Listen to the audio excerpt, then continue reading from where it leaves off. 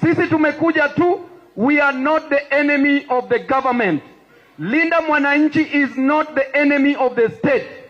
Linda Mwananchi is the defender of the people. Linda Mwananchi is protecting the rights of Kenyan citizens. Linda Mwananchi is fighting for justice on behalf of Kenyans. Those who are killed, it is Linda Mwananchi who is putting pressure on the government to compensate their families.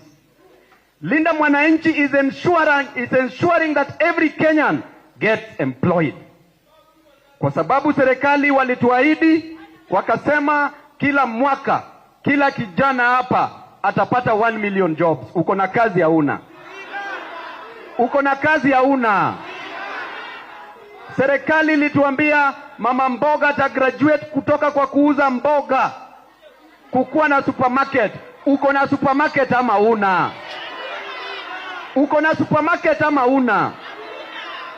Serikali ilituambia yule bodaboda rider atawacha kudrive hiyo bodaboda, kuride bodaboda na awe na matatu. Uko na matatu ama una? Uko na matatu ama una?